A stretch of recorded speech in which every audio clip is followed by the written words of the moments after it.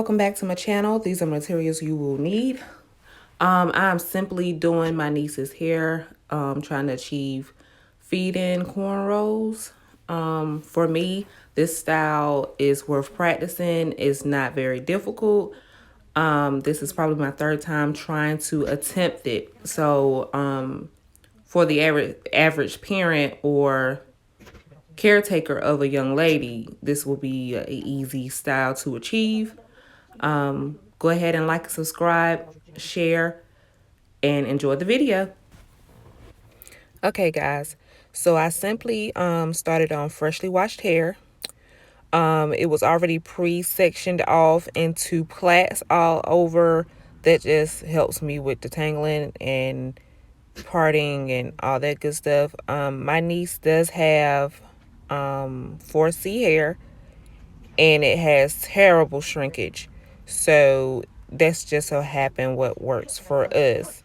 When I do plait her hair, I plait it up all over, and wash and condition as well as I can with her plaits. It seems to get it cleaner with the plaits. I do it on my daughter's hair as well. Excuse him.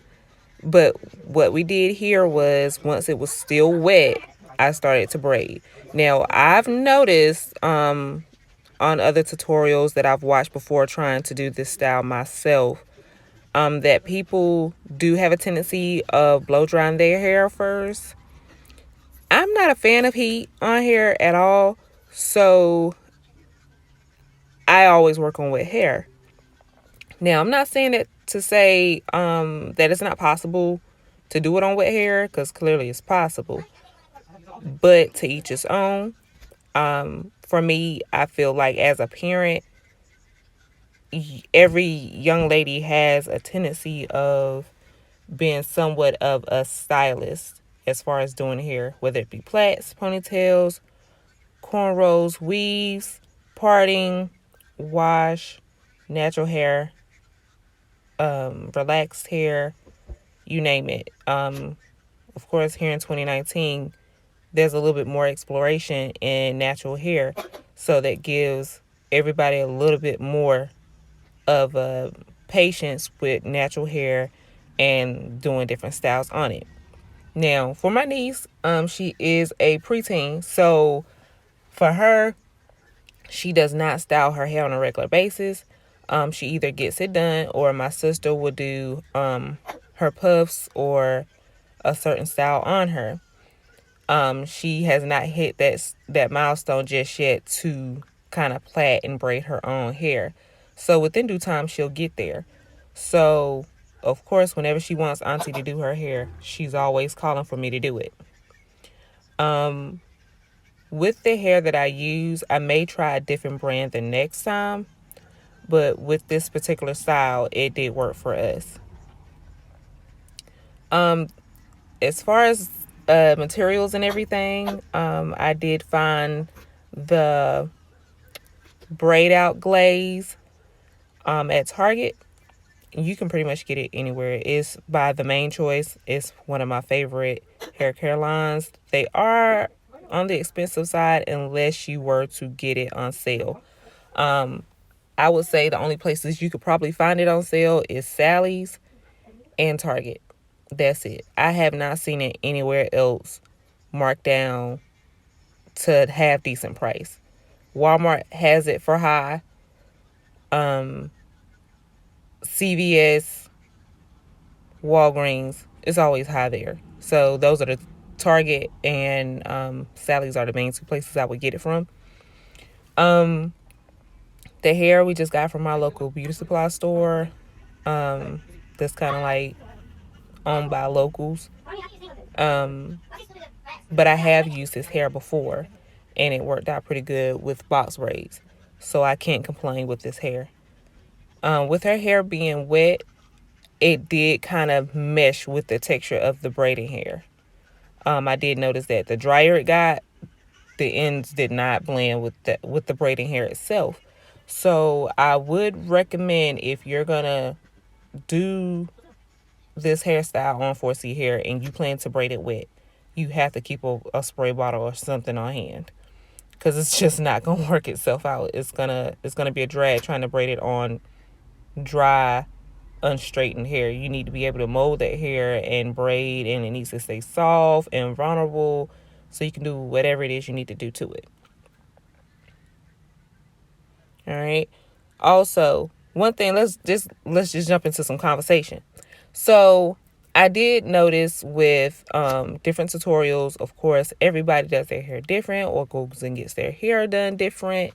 And I'm okay with that. Let's talk about in-home beauticians. I'm tired of people talking about their in-home beauticians and don't have proper utensils to do hair. My hair clips were $1 from the Dollar General. Okay. I've seen people use rubber bands as parting tools. I've seen people not have the proper combs, but they're legit licensed beauticians out of their home or possibly in a shop. It's rare if you see it in a shop because, of course, you're able to get things in bulk.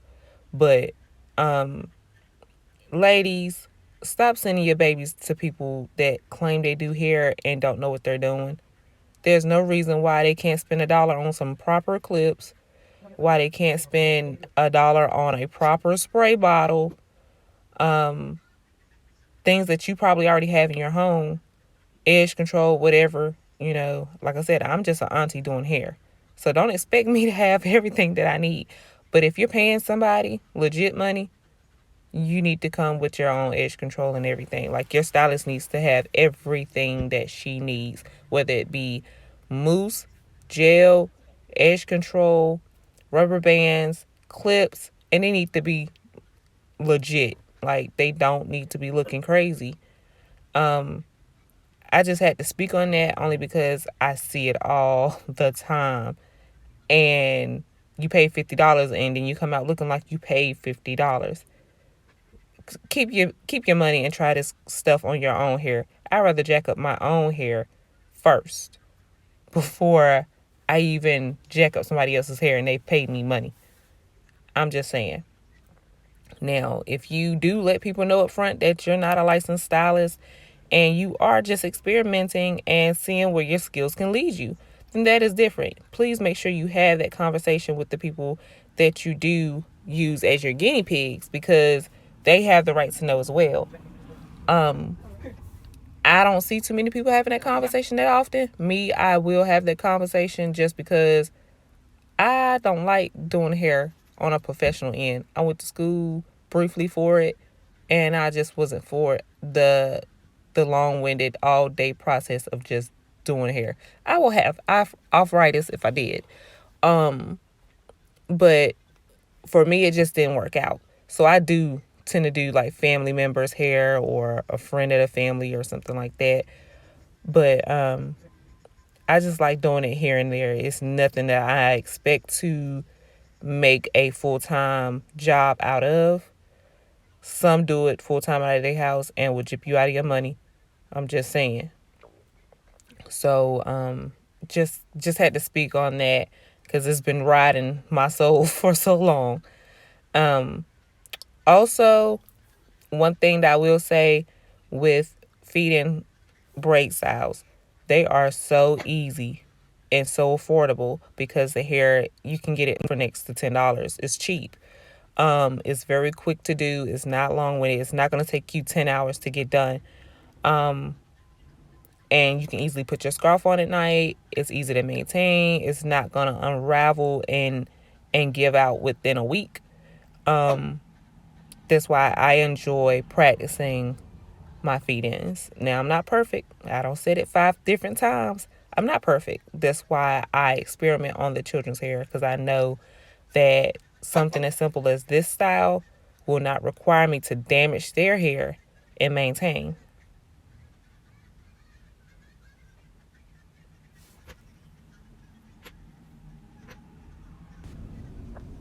Well, guys, this is the finished product. Thanks for watching. Leave a comment below. Bye.